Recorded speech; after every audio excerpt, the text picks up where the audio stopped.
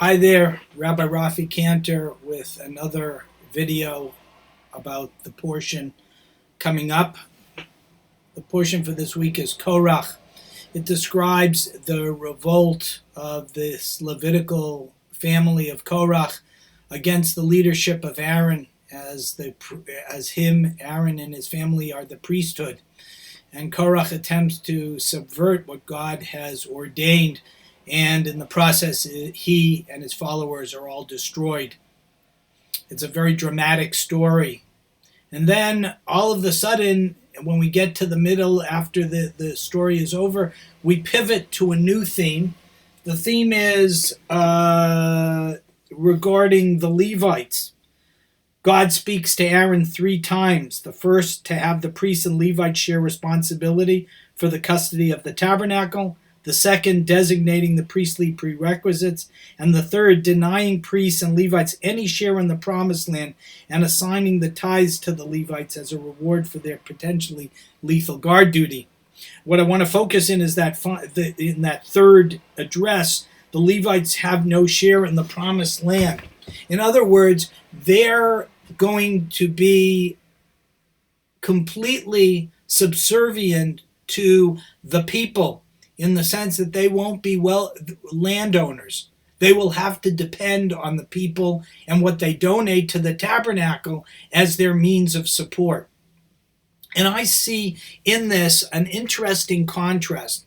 At the beginning of the story, beginning of the portion, Korach is this selfish person who really is seeking power for the sake of power.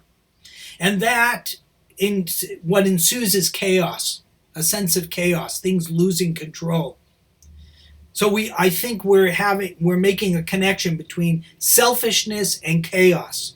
That's on the one hand. Then we come later on to the Levites, who serve selflessly without any portion in the land. And there we have the description of the tithes. A spiritual order is established. And there I see order and selflessness going together. I think it's a fascinating contrast. And I do really feel that the author of this section really wanted us to understand that message. That when we are selfless and we care for others, we bring order to the world. We bring a sense of spiritual order.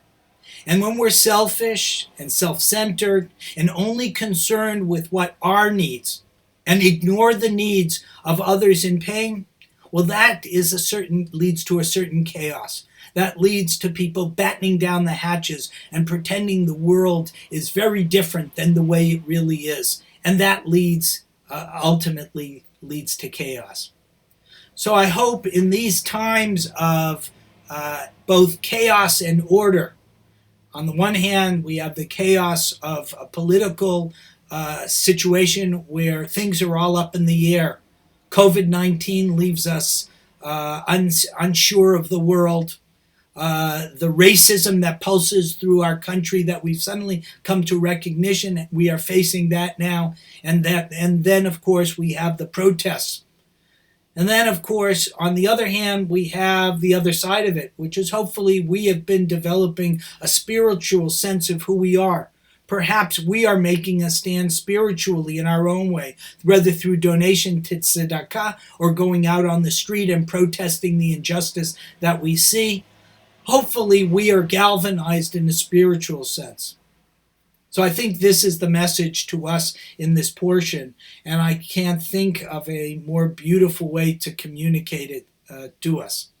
So I hope you are all doing well, that you're healthy and safe, and I wish you a good and peaceful and joy-filled Sabbath.